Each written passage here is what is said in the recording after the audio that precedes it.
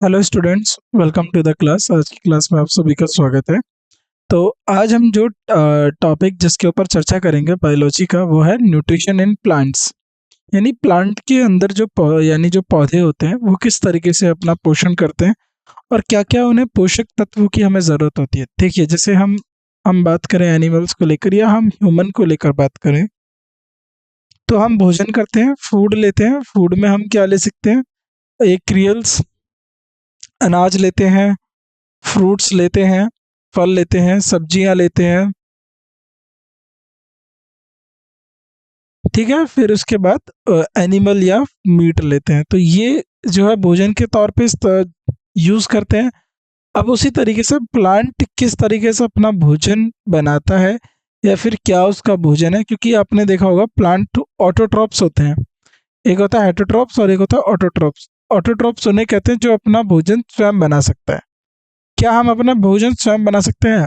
इसका मतलब ये नहीं है कि भोजन स्वयं बनाने का कि हम अभी आप बोलोगे सर हम तो अपना खाना खुद ही बनाते हैं और माता जी ही हमारी खाना बनाती हैं, हम खाना बनाते हैं, या घर में कोई और व्यक्ति खाना बनाता है तो हम खा लेते हैं। वो बात नहीं है। जैसे प्लांट क्या होता है, प्लांट किचन में जाके अपना खाना बना के नहीं कंज्यूम करता। वो डायरेक्ट सनलाइट लेता है, वाटर लेता है, मिनरल लेता है और वो अपने अंदर इन्हीं सब चीज़ों को शोषित करके फिर खुद से अपनी भोजन की प्रक्रिया बना लेता है। क्योंकि हर किसी को ग्लूकोज चाहिए, हमें भी ग्लूकोज चाहिए होता है। तो ग्लूकोज को हम अलग अलग जगह से प्राप्त करते हैं और साथ साथ में हमें उसके साथ साथ और भी पोषक तत्व चाहिए होता है। तो इसलिए देखा होगा कि डॉक्टर सजेस्ट करते हैं आप बैलेंस डाइट खाया करो, उसमें विटामिन्स, मिनरल्स और जो भी हमारी बॉडी को प्रोटीन, कार्बोहाइड्रेट, फैट जिसकी भी ज़रूरत है वो सब मिलती है। अब उसी तरीके से प्लांट में किसकी ज़रूरत होती है, प्लांट्स में कौन से वो पोषक तत्व हैं जिनको प्लांट्स की नीड रहती है, तो उनको हम एक एक करके आज समझेंगे। सबसे पहले बात करते हैं न्यूट्रिशन इन प्लांट्स। तो क्या होता है? Plant obtain nutrient from their environment is called nutrition. तो जो प्लांट या जो पौधे अपने पर्यावरण से पोषक तत्व प्राप्त करते हैं, इसे पोषण कहते हैं। Nutrients are essential for developing growth, energy and biosynthesizes of molecules found in the cells. तो अब ये न्यूट्रिएंट्स, ये पोषक तत्व क्यों जरूरी है?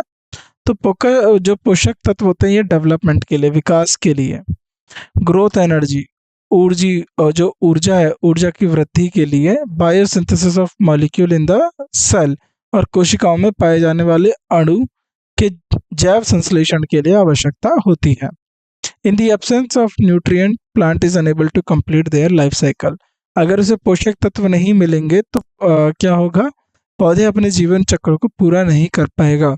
यानी पोषक तत्वों की अनुपस्थिति में पौधा अपने जीवन चक्र को पूरा नहीं कर पाता है। Living organisms are divided into two groups on the basis of obtaining their nutrients. तो जो लिविंग ऑर्गेनिजम्स हैं उनको दो हिस्सों में बांट दिया गया। किसके आधार पर?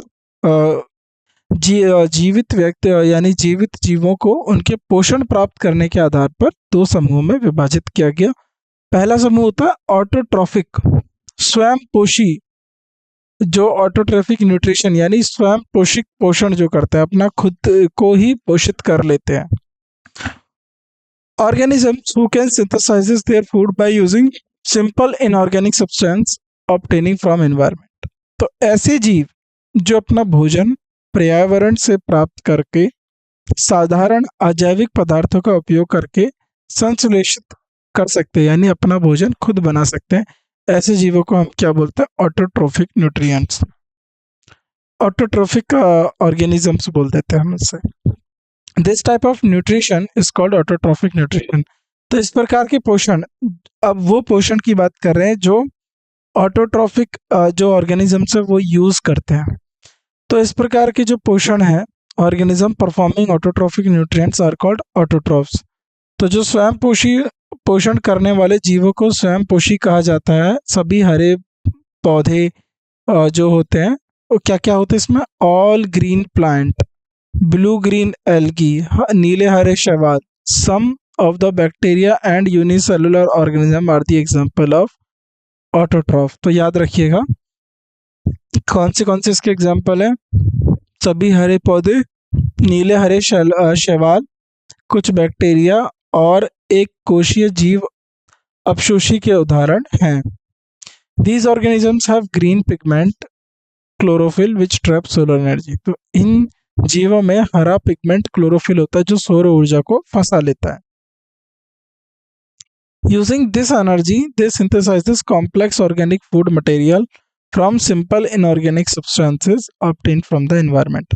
तो इस ऊर्जा का उपयोग कर कर ये पर्यावरण से प्राप्त साधारण जो बेसिक से आपकी बात करें इनऑर्गेनिक सब्सटेंस होते हैं, साधारण पदार्थों को जटिल जैविक भोजन सामग्री का संश्लेषण करते हैं। ठीक, ये चीज आपको समझ में आई ऑटोट्रॉफिक न्यूट्रिएंट्स को लेकर। चलिए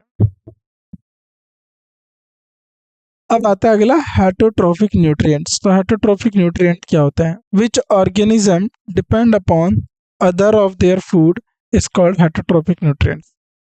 जब जीव अपने भोजन के लिए दूसरों पर निर्भर होते हैं, जैसे हम लोग प्लांट पे और एनिमल्स पे निर्भर है, तो जो भी डेयरी प्रोडक्ट होता है वो हमें एनिमल से मिलता है, मीट एनिमल से मिलता है, बाकी चीज़ें हमें प्लांट से मिलती हैं। तो हम प्लांट और एनिमल पे निर्भर हैं अपना पोषण करने के लिए। तो जीव अपने भोजन के लिए दूसरों पर निर्भर होते हैं, उसे परपोषी पोषण कहा जाता है। तो उसे क्या जाता है? Heterotrophic nutrients. Heterotrophic organisms depend on autotrophs for their food directly or indirectly। तो जो परपोषी जीव सीधे या प्रत्यक्ष रूप से अपने भोजन के लिए स्वयं पोषी पर निर्भर होते हैं, यानी हम किस पे निर्भर है? ऑटोट्रॉफ्स पे। All animals are non green plants are heterotrophic. तो सभी जानवर जो गैर हरे पौधे परपोषित होते हैं। Essential elements required by the plant as nutrients. तो पौधों के लिए पोषक तत्वों की आवश्यकता क्या होती है? अब देखो क्या क्या उनको पोषक तत्व चाहिए, उसको भी हमने जो है अलग अलग ग्रुप्स में जो है दो समूह में वर्गित किया है। तो on the basis of the amount of element required by the plant is classified into two groups. ठीक, अब एक एक करके उन ग्रुप्स को पढ़ेंगे। पहला ग्रुप क्या होता है, दूसरा ग्रुप क्या होता है, तीसरा ग्रुप क्या होता है, हर एक एक ग्रुप को समझते हैं। सबसे पहले आता है माइक्रोन्यूट्रिएंट्स। माइक्रोन्यूट्रिएंट्स क्या है? द न्यूट्रिएंट्स दैट आर, कौन से nutrient? That are required by a plant in large amount. ये वे पोषक तत्व है जिनकी पौधों की बड़ी मात्रा में आवश्यकता होती है। They are 9 micronutrients. तो टोटल कितने हैं? 9 माइक्रो न्यूट्रिएंट्स है टोटल जिनको पौधों की आवश्यकता होती है। सबसे पहले होता है कार्बन, फिर होता है hydrogen, oxygen, nitrogen, phosphorus, potassium, calcium, magnesium, sulphur. अब देखो, carbon, hydrogen, oxygen and nitrogen contribute over 95% of the plant of entire biomass on a dry matter wheat। तो जो कार्बन, हाइड्रोजन और ऑक्सीजन है और नाइट्रोजन, कार्बन, हाइड्रोजन, ऑक्सीजन और nitrogen पौधों के संपूर्ण जैविक द्रव्यमान का 95% का योगदान करते हैं। तो जो पौधा होता है उसकी पूरा जो संपूर्ण जैविक द्रव्यमान होता है, तो उसका 95% किससे बना होता है? कार्बन, हाइड्रोजन, ऑक्सीजन और नाइट्रोजन से। Nitrogen, phosphorus, potassium are critical element of primary nutrient of plant. देखो, जब भी आप अगर कोई फसल भी बोते हो, तो जो फसल बोई जाती है उसमें प्राथमिक पोषण के तौर पर किसी भी प्लांट को जो जरूरत होती है वो होती है नाइट्रोजन, फास्फोरस और पोटेशियम की। तो देखा होगा आपने, खेतों में उर्वरक डाला जाता है, फर्टिलाइजर डाला जाता है। कौन सा उर्वरक का इस्तेमाल किया जाता है? यूरिया। तो जो है यूरिया डाला जाता है, तो यूरिया से क्या होता है? जो नाइट्रोजन है वो पौधों को मिलती है। तो NPK are known as critical element और प्राइमरी न्यूट्रिएंट फॉर प्लांट्स। तो एनपीके यानी पौधों के लिए महत्वपूर्ण तत्व और प्राथमिक पोषक तत्वों का कौन काम करता है? Nitrogen, phosphorus, potassium. तो ये आप समझ गए माइक्रोन्यूट्रिएंट्स क्या होते हैं। चलिए अब आगे देखते हैं।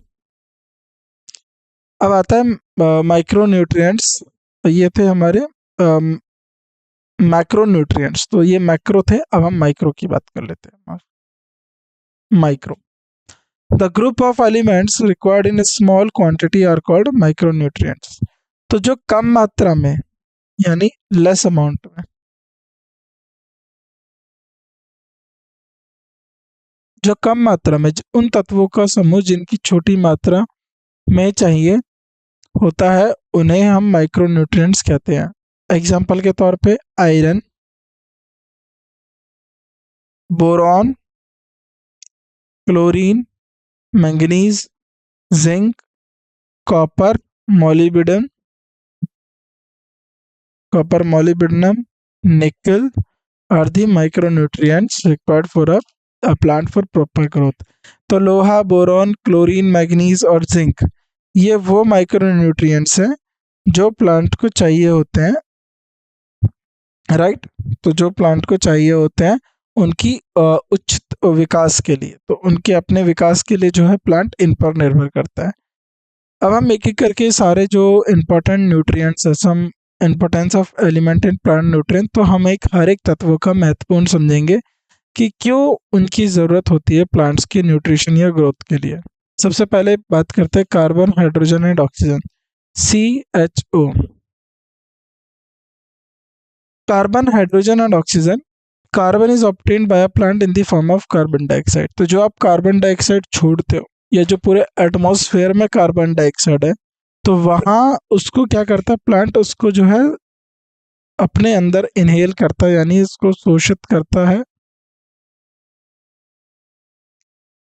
और कार्बन डाइऑक्साइड से वो अपने अंदर क्या निकाल लेता है, कार्बन। तो कार्बन पौधे द्वारा कार्बन डाइऑक्साइड के रूप में प्राप्त किया जाता है। Carbon dioxide is absorbed bye stomata found on leaves. तो कार्बन डाइऑक्साइड जो है को पत्तियों में पाए जाने वाले स्टोमेटा द्वारा अवशोषित किया जाता है। तो याद रखना स्टोमेटा कहाँ पर फाइंड किया जाता है, लीव्स पर। और ये गार्ड सेल होते हैं इसके। तो गार्ड सेल क्या होता है, ये इस तरीके इसको ओपनिंग को बंद और क्लोज करने का काम करता है, और वहां से वो कार्बन डाइऑक्साइड को अंदर लेता है। Hydrogen comes from water, root of plants. तो हाइड्रोजन कहाँ से आता है, पानी से, जो प्लांट की जो रूट है। हाइड्रोजन पानी से आता है जो प्लांट की जड़ों द्वारा अवशोषित किया जाता है। Oxygen come from both carbon dioxide and water. तो ऑक्सीजन यहाँ इन दोनों से आता है। ऑक्सीजन कार्बन डाइऑक्साइड और पानी दोनों से आती है। Oxygen is utilize during respiration और excess of oxygen is given out the environment. तो रेस्पिरेशन के जो है ऑक्सीजन को इस्तेमाल कर लिया जाता है, श्वसन की प्रक्रिया में जो है दौरान इसको है इस्तेमाल कर लिया जाता है, और बाकी का जो बचा हुआ अतिरिक्त ऑक्सीजन है उसको एनवायरनमेंट में छोड़ दिया जाता है। तो ऑक्सीजन का उपयोग श्वसन के दौरान किया जाता है और ऑक्सीजन की अधिकता पर्यावरण को दी जाती है। Carbon hydrogen is utilize during the photosynthesis for the synthesize of food.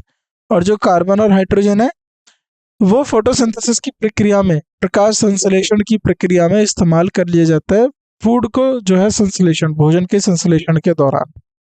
ठीक। Carbon hydrogen oxygen are essential component of protoplasm and cell.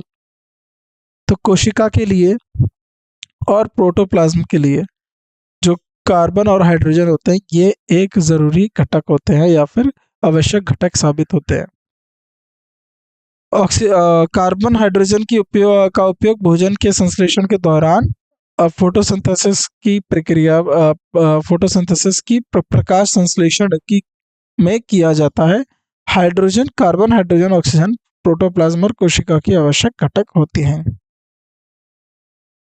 अगला आता है nitrogen. Nitrogen is an important component. तो नाइट्रोजन एक इम्पोर्टेंट कंपोनेंट है, और वो कहाँ से मिलता है, nitrogen protein, important component of protein and nucleic acid. तो प्रोटीन और न्यूक्लिक एसिड का एक इंपॉर्टेंट कंपोनेंट होता है नाइट्रोजन। प्रोटीन और न्यूक्लिक एसिड का एक महत्वपूर्ण घटक है।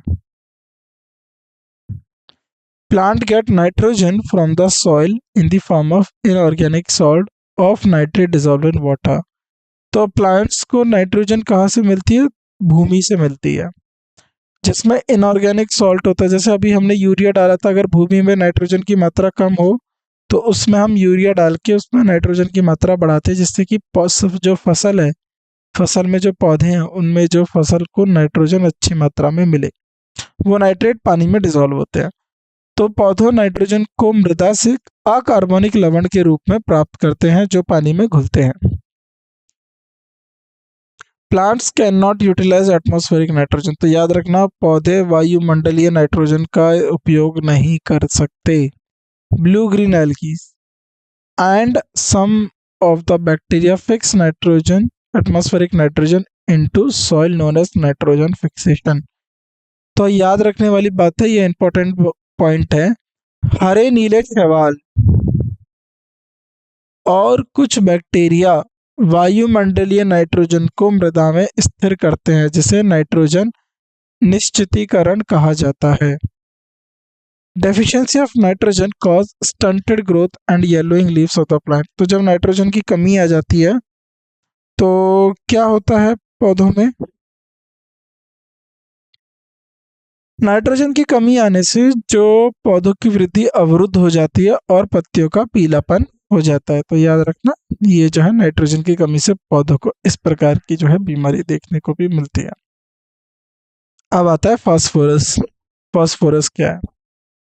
This is an important component of nucleic acid and phospholipid. तो ये क्या होता है? न्यूक्लिक एसिड और फॉस्फोलिपिड्स के लिए बहुत जरूरी इंपॉर्टेंट घटक होता है। तो यह न्यूक्लिक एसिड और फॉस्फोलिपिड्स का एक महत्वपूर्ण घटक है। It is required for cell membrane as well as synthesize energy rich compound ATP and tri triphosphate, जिसको हम बोलते हैं power house of the cell, जो सेल को ऊर्जा देता है। तो इसकी फास्फोरस की जरूरत किसको होती है? इसकी कोशिका की झिल्ली के साथ साथ, तो कोशिका की झिल्ली के लिए इसकी आवश्यकता होती है। कोशिका की झिल्ली के साथ साथ ऊर्जा समृद्ध यौगिक एटीपी के संश्लेषण के लिए आवश्यकता होती है। पौधे में अब देखो, it is required in this cell membrane as well as synthesizing of energy rich compound ATP. Plant absorb phosphorus from the soil dissolve in water in the form of phosphate ion. तो ये अब पौधा कहाँ से प्राप्त करता है phosphate को या फॉस्फोरस को? पौधा फॉस्फोरस को मिट्टी से पानी में घुलने वाले फॉस्फेट आयन के रूप में सोखते हैं। It is also needed for formation of seed and maturation of crop.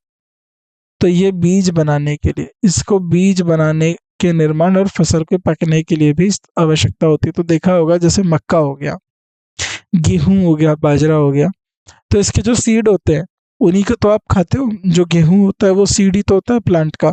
तो फसल को पकने के और उनके सीड बनाने के लिए जो सबसे ज्यादा जरूरत होती है वो होती है फास्फोरस की।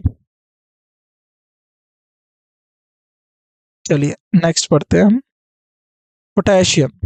पोटेशियम क्या होता है? पोटेशियम का सिंबल है के। Potassium element is found in soil in the form of ion dissolved in water. तो पोटेशियम आयन है ना, के पॉजिटिव आयन जो है पानी में घुले रहेंगे और उन्हीं घुले हुए आयन को अवशोषित करा जाता है जड़ों के द्वारा। तब ये जो है पौधों को जो है आयन के रूप में पोटेशियम मिलता है। Potassium element found in the soil form of ion dissolved in water. तो पोटेशियम तत्व मिट्टी में जल में घुलने वाले आयन के रूप में पाए जाते हैं। Root of the plant absorb potassium ion with the water. तो बिल्कुल अगर पानी में घुल रहा है तो उसको कौन अवशोषित करेगा? जड़। तो जो जड़ होती है पौधों की जड़ पोटेशियम आयन को पानी के साथ अवशोषित करती है। अब ये क्यों जरूरी होता है ये देखना है। It is essential for the region of meristematic tissue specially in bird, root और शूट एपेक्स। तो जो मेरिस्टेमेटिक टिश्यूज होते हैं ना, ये पौधे को बढ़ने का काम करते हैं। तो यह मेरिस्टेमेटिक उत्तवक क्षेत्र में इसकी आवश्यकता होती है। तो जैसे बर्ड है, जो कली है, तो कली आगे बढ़ेगी, राइट, जड़ होगी, जड़ आगे जो है फैलेगी और जो शूट होती है वो भी बढ़ती है। तो इसीलिए जो मेरिस्टेमेटिक टिश्यूज हैं, याद रखना मेरिस्टेमेटिक उत्तवकों के क्षेत्र के लिए आवश्यक होता है इसका होना, विशेष रूप से किसके लिए? कली के लिए। जड़ और शूट शिखर में यह पौधों फूल। दिस इज एसेंशियल फॉर किसके लिए? Healthy growth of plant. तो ग्रोथ मैंने आपको ना मेरिस्टेमेटिक जो टिश्यू होते हैं वो ग्रोथ देता है। फ्लावर, फ्रूट फूल के लिए, फ्रूट के लिए और बीज के लिए। तो इसको फल, फूल, बीज और स्वास्थ्य के विकास के लिए ज़रूरी होता है। अगला आता है calcium. Calcium is required for cell wall. तो कैल्शियम किसके लिए ज़रूरी होता है? सेल वॉल के लिए। सेल वॉल के लिए, कोशिका भित्ति के लिए कैल्शियम आवश्यक है, सेल वॉल के लिए होता है। It is also important for the activation of certain enzymes to coordinate cellular activities. तो ये किस किस के लिए? ये कुछ विशेष एंजाइम के सक्रिय करने के लिए भी महत्वपूर्ण होता है, ताकि वह सेलुलर, जो सेल से जुड़ी गतिविधियां हैं, उनको समन्वित कर किया जा सके, उनके साथ कोऑर्डिनेट कर सके। अब ये कहाँ से प्राप्त होता है? It is absorb by the root, और ये जड़ों के द्वारा जो है आयन के रूप में जो है शोषित किया जाता है। It is absorb by the root in the form of ion found in soil. यह मृदा में पाए जाने वाले आयन के रूप में जड़ों के द्वारा अवशोषित होता है। It play an important role in the development of normal root system. तो जड़ों के बढ़ने का काम के मदद में भी इसका जो है, जड़ों के बढ़ने की मदद में भी ये कार्यरत करता है। यह सामान्य जड़ प्रणाली के विकास के लिए महत्वपूर्ण भूमिका निभाता है। In the absence of calcium, अगर कैल्शियम की एब्सेंस होती है तो क्या होता है? Poor root growth. तो जो जड़ है, कैल्शियम की अनुपस्थिति में क्या होगा? Poor root growth. तो जो जड़ है वो अच्छे से नहीं हो पाएगी, जड़ों की वृद्धि खराब होती है। एंड वेलरेबल टू डिजीज, और बीमारी के प्रति संवेदनशील हो जाता है, और जल्दी इसको बीमारी करके जो है क्रॉप से खराब कर सकती है। Next, magnesium. Magnesium is the central atom of chlorophyll pigment. तो मैग्नीशियम का कहाँ इस्तेमाल होता है? Magnesium is the central atom of chlorophyll pigment. तो मैग्नीशियम क्लोरोफिल पिगमेंट का केंद्रीय परमाणु है। Process of photosynthesis performed by chlorophyll, और जो क्लोरोफिल है, याद रखिएगा, क्लोरोफिल के द्वारा ही फोटोसिंथेसिस, प्रकाश संश्लेषण का जो प्रक्रिया है वो क्लोरोफिल द्वारा ही की जाती है, परफॉर्म बाय क्लोरोफिल। तो प्रकाश संश्लेषण की प्रक्रिया क्लोरोफिल द्वारा की जाती है, याद रखिएगा। It is also required by plant for the activation of many enzyme. तो यह पौधों द्वारा कई एंजाइम को सक्रिय करने के लिए भी आवश्यक होता है। अब मैग्नीशियम आता कहाँ से है? Magnesium is the nutrient comes from the soil absorb by root of plant. तो मैग्नीशियम जो है मिट्टी से आने वाला पोषक तत्व है, जो पौधों की जड़ों द्वारा अवशोषित होता है। अब अब मैग्नीशियम की कमी से कौन सी बीमारी हो सकती है? Deficiency of magnesium causes yellowing of leaves, जो नाइट्रोजन की कमी से भी हो रही थी, कॉल्ड क्लोरोसिस। तो मैग्नीशियम की कमी से पत्तियों का पीलापन हो जाता है, जिसे क्लोरोसिस कहा जाता है। तो ये चीज आप याद रखना, राइट। तो मैग्नीशियम का भी यहाँ जो है इम्पोर्टेंट रोल होता है प्लांट की ग्रोथ के लिए, तो वो आपको पता होना चाहिए, क्योंकि ये बहुत इंपॉर्टेंट होते हैं। ठीक, चलिए नेक्स्ट।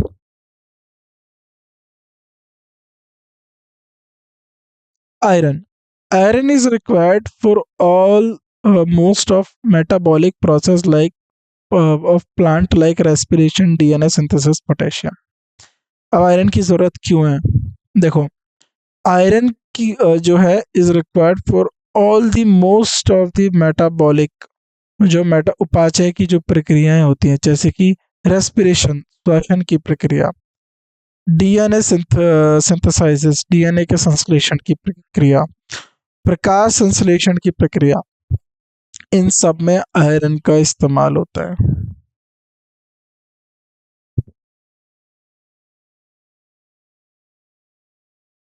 राइट। चलो, तो आयरन पौधों के लगभग सभी उपाचय की प्रक्रियाओं के लिए आवश्यक होता है, जैसे कि श्वसन, डीएनए संश्लेषण, प्रकाश संश्लेषण आदि। आगे बढ़ते हैं।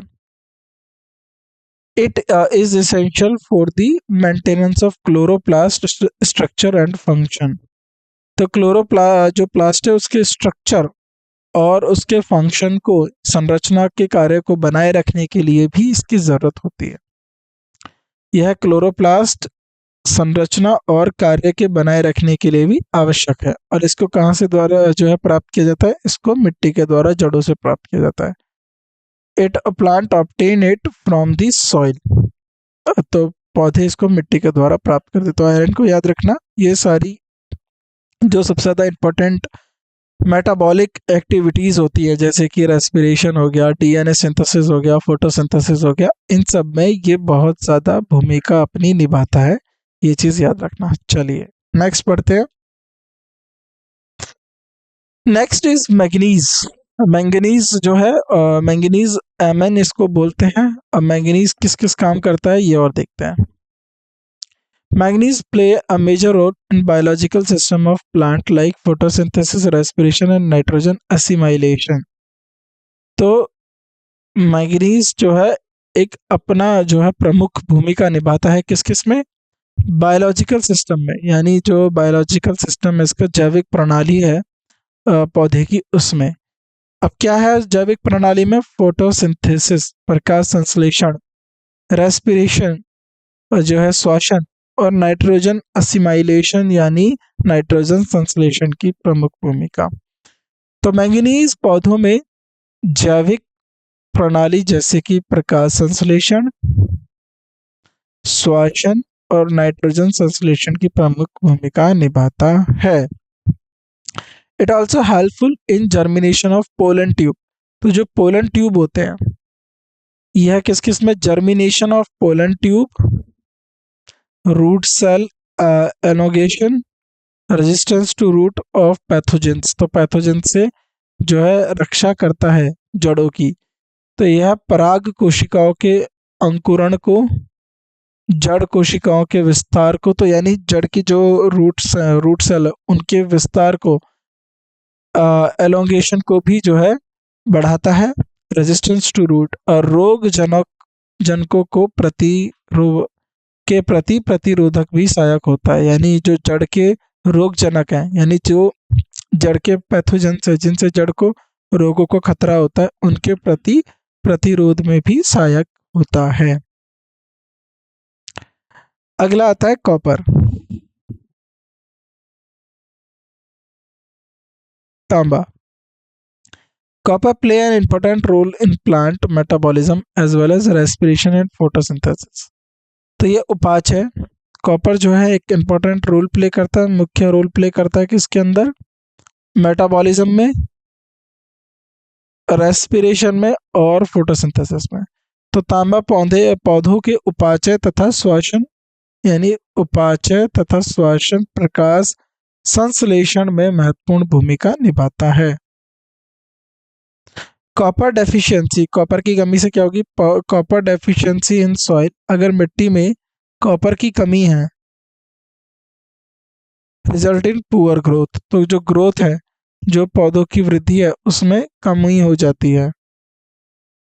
Delayed flowering and sterility of plant, तो पोषण में देरी होती है और पौधों में बांझ हो जाते हैं। अब बोलोगे स्टेरिलिटी इन प्लांट, बिल्कुल। स्टेरिलिटी इन प्लांट का मतलब होता है जो पोलन करते हैं ना, आपको पता होगा असेक्सुअल रिप्रोडक्शन होता है प्लांट के अंदर, यानी एक जगह से पोलन सीड दूसरी जगह पे जाके प्लांट पे बैठ जाता है, फिर वहां पर ग्रोथ होता है। तो इसी तरीके से वो ग्रोथ नहीं कर पाएंगे, तो इसकी वजह से उनके अंदर स्टेरिलिटी आ जाती है। तो इसलिए कॉपर जो है महत्वपूर्ण भूमिका निभाता है प्लांट के जो है विकास के लिए और उनकी वृद्धि के लिए। अगला आता है जिंक। जिंक क्या है? जिंक का जो है एटॉमिक नंबर क्या है? Zn। Zinc, zinc is an important constituent of many enzyme of protein of plant.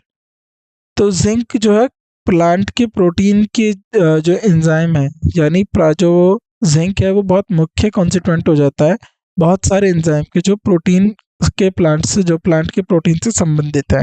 यानी जिंक पौधों की प्रोटीन के कई एंजाइम, जो पौधों के प्रोटीन है उनके कई एंजाइम के लिए महत्वपूर्ण घटक होते हैं। It play an important role in the production of growth hormone and internode elongation.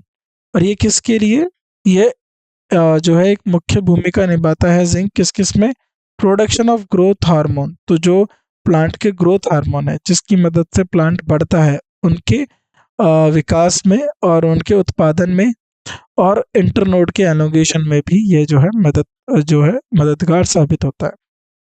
यह विकास हार्मोन के उत्पादन और इंटरनोड के विस्तार में महत्वपूर्ण भूमिका निभाते हैं। अब जिंक की कमी से क्या होगा, डेफिशिएंसी ऑफ जिंक, तो जिंक की कमी है, जिंक की कमी से क्या होगा, कॉज स्टंट ग्रोथ, तो जिंक की कमी से पौधों में विकास रुक जाता है। And distorted leaves in plant, और पत्तियों में विकृत हो जाती है, तो जो पत्तियों का जो आकार विकार होना चाहिए वो पूरी तरीके से नहीं आ पाता, तो उनके आकार और विकार में जो है या कह सकते हैं अलग तरीके से हो जाती हैं, पूरी तरीके से पत्तियां वैसी हमें नहीं मिलती हैं।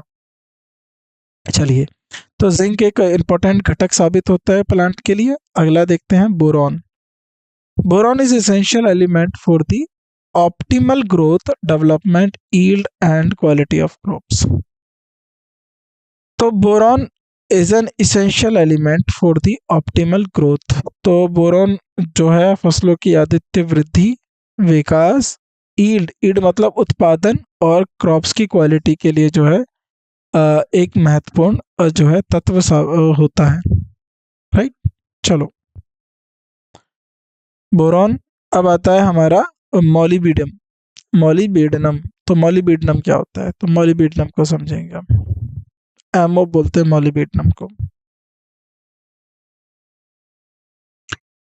Molybdenum is a trace element found in the soil, तो यह मिट्टी में पाए जाने वाला एक निशानत तत्व है, ट्रेस एलिमेंट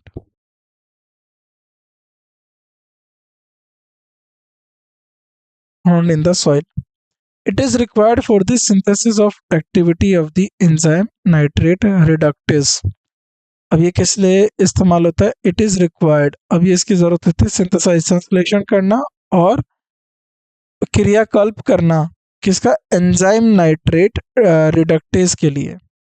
तो मॉलिबेडियम में मिट्टी में पाए जाने वाला एक निशानत तत्व है, और यह एंजाइम नाइट्रेट रेडिक्टेज के संश्लेषण द्वारा क्रियाकल्प के लिए आवश्यक है। मॉलिबेडनम राइबोसियम बैक्टीरिया द्वारा सहजीवी नाइट्रोजन, यानी मॉलिबेडनम किस किस के लिए, molybdenum is a vital for the process of symbiotic nitrogen fixation by rhizobium bacteria. तो राइबोसियम जो बैक्टीरिया होता है, ये जो एटमॉस्फेरिक नाइट्रोजन होती है उसको फिक्स करता है सॉइल के अंदर। तो मॉलिबेडनम किस लिए काम आता है, मॉलिबेडनम जो है मॉलिबेडनम राइबोसोम बैक्टीरिया द्वारा सहजीवी नाइट्रोजन निर्माण की प्रक्रिया के लिए महत्वपूर्ण है। मॉलिबेडनम की कमी से अब मान लो डेफिशिएंसी से क्या हो जाएगा, मॉलिबेडनम की कमी से cause whiptail disease in cabbage and cauliflower. तो याद रखना, मॉलिबेडनम की कमी से कैबेज जो होती है, बंद गोभी और जो फूल गोभी में विपटेल रोग होता है। For the growth of plant sodium is not an essential component, तो प्लांट की ग्रोथ के लिए जो सोडियम होता है वो ज़्यादा इम्पोर्टेंट जो है आवश्यक घटक नहीं है। ठीक है, तो ये याद रखना, मॉलिबेडियम और सोडियम को लेकर बातें। अब यहाँ पर कुछ चीज़ें आपको क्लियर नहीं हो रही होंगी, डिजीज ड्यू टू डेफिशिएंसी, तो मैं यहाँ पर लिख देता हूँ disease due to deficiency.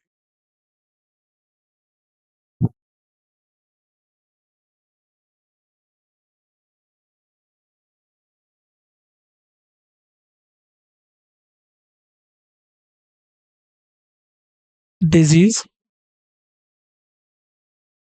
Right, तो ये आपको भी क्लियर नहीं हो रहा होगा, तो मैं यहाँ पर इसको आपके लिए ठीक से लिख दे रहा हूँ, फिर आप अपने नोट बना लेना।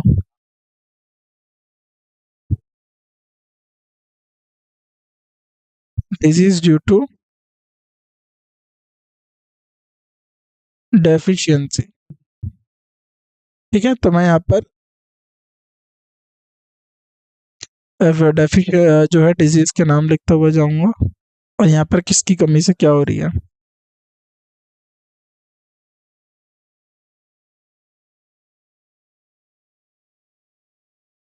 चलिए,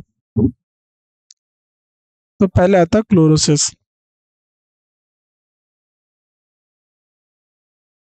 क्लोरोसिस होता क्या है? Leaves of plant become yellow. Chlorosis होता किसकी वजह से?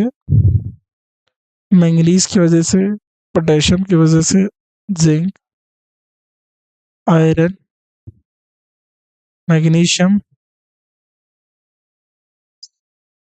ये हो जाएगा आपका सल्फर एंड नाइट्रोजन। ठीक है, याद रख। मार्च डिजीज ऑफ पी।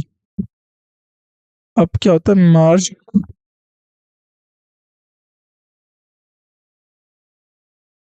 मार्च, अब ये जो होती है ना मार्च डिजीज, ये मटर में लगती है।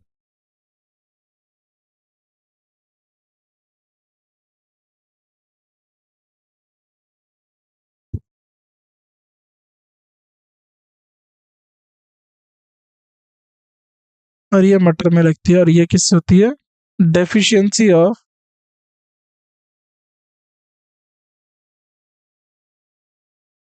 मैंगनीज। मैंगनीज की कमी से होती है। अगला, वेप्टेल डिजीज, अभी हमने इसके बारे में पढ़ा था।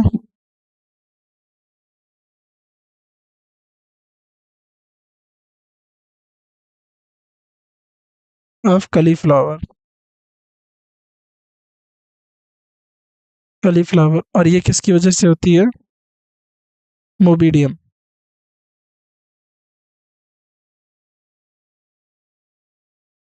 मोल्बिडिनम। मोल्बिडिनम की कमी से होती है। अगला, डाइबैक डिजीज इन लेमन।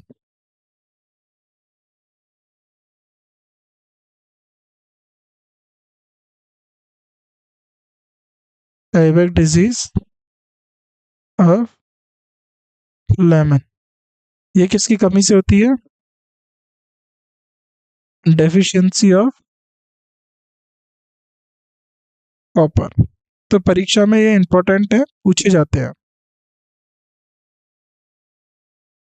अगला,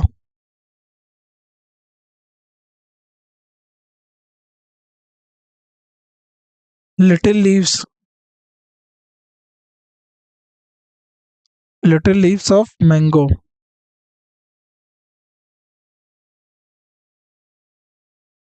ये किसकी कमी से होती है? Deficiency of zinc.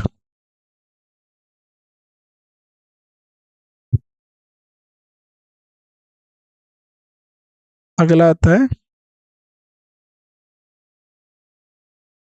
Little leave of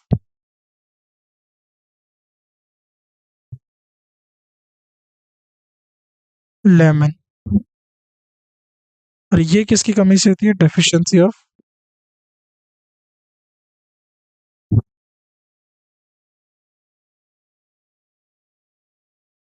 deficiency of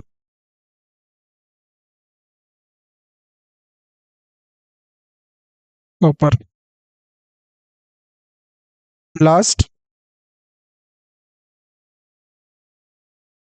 अगला आ गया आपका ब्लैक हार्ट डिजीज।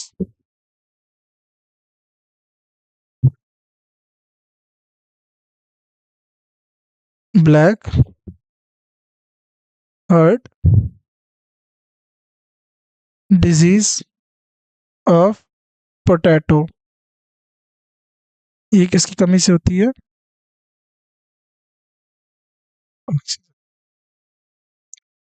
तो ये आपका इम्पोर्टेंट पॉइंट्स है जो मैंने यहाँ पर लिखा है, ये सब आप कॉपी में नोट डाउन कर लीजिएगा और इनको रिवाइज करिएगा, क्योंकि बहुत सारे क्वेश्चंस यहाँ से पूछे जाएंगे, राइट।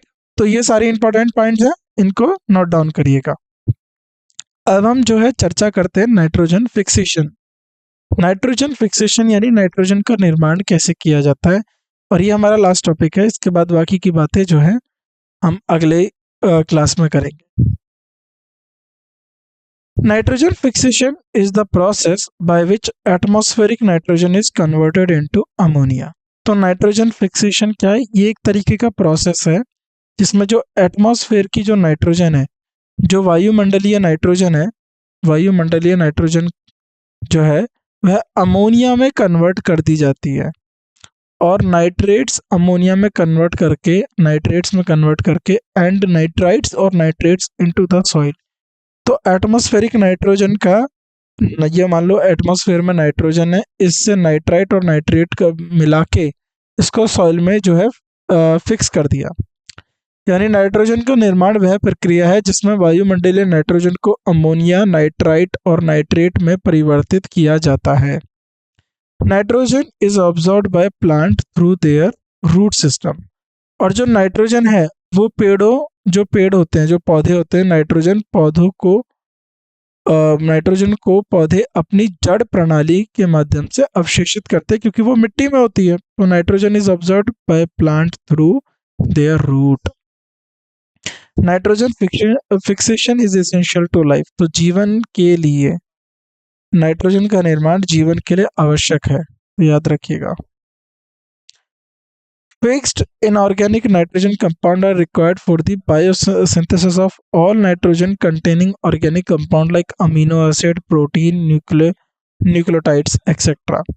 तो जो नाइट्रोजन, जो फिक्स्ड नाइट्रोजन इनऑर्गेनिक कंपाउंड है, किसके अंदर? भूमि के अंदर जो फिक्स हुए एटमॉस्फेरिक नाइट्रोजन से, उन सब की आवश्यकता होती है बायोसिंथेसाइजेस करने के लिए। जितने भी नाइट्रोजन कंपाउंड है, ऑर्गेनिक कंपाउंड, जैसे कि अमीनो एसिड के लिए, प्रोटीन के लिए, न्यूक्लियोइड्स के लिए, जैसे नाइट्रेट, अमोनिया और नाइट्राइट्स का जो इस्तेमाल है वह अमीनो एसिड, प्रोटीन और न्यूक्लियोइड्स को बनाने के लिए आवश्यक होता है। तो निर्माणित कार्बनिक, अकार्बनिक नाइट्रोजन यौगिक, अमीनो अम्ल, प्रोटीन, न्यूक्लियोटाइड्स आदि सभी नाइट्रोजन युक्त कार्बनिक यौगिक के जीवन संश्लेषण के लिए आवश्यक होते हैं। This is done by micro organisms. और ये किसके द्वारा किया जाता है? This is done by micro organisms found in the soil known as nitrogen fixing bacteria. तो जो बैक्टीरिया हैं जो सॉइल के अंदर, और ये बहुत महत्वपूर्ण बैक्टीरिया होते हैं, क्योंकि ये जो एटमॉस्फेयर की जो नाइट्रोजन है इसको भूमि में जो है फिक्स करते हैं। तो यह कार्य मिट्टी में पाए जाने वाले माइक्रो ऑर्गेनिज्म द्वारा किया जाता है, जिन्हें नाइट्रोजन निर्माण बैक्टीरिया कहा जाता है। अब वह कौन से बैक्टीरिया हैं? एजोबैक्टर, तो नाम याद रखना सबके। Azotobacter, bacillus, clostridium are some of the nitrogen fixing bacteria.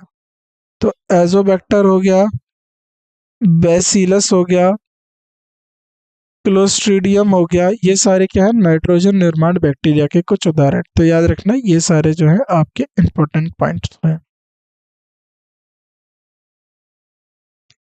Nitrogen fixation हमारी जो लाइफ है उसके लिए बहुत ज़रूरी होता है। क्यों? क्योंकि देखो नाइट्रोजन फिक्सेशन क्या होता है? नाइट्रोजन डायरेक्ट एटमॉस्फेयर से नाइट्रोजन बहुत कम, यानी हरे शैवाल यूज़ कर पाते हैं और कुछ बैक्टीरिया यूज़ कर पाते हैं, हम लोग नहीं कर पाते, ना पौधे कर पाते।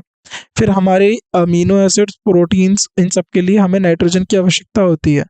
तो हम अपना खाना भोजन से लेते थे, यानी जो प्लांट्स हैं या जो मीट है उसके अंदर क्या होता है? प्रोटीन होता है, या फिर उसके अंदर नाइट्रोजन मिलता है। उन्हें भी कहाँ से मिलता है? पौधों से।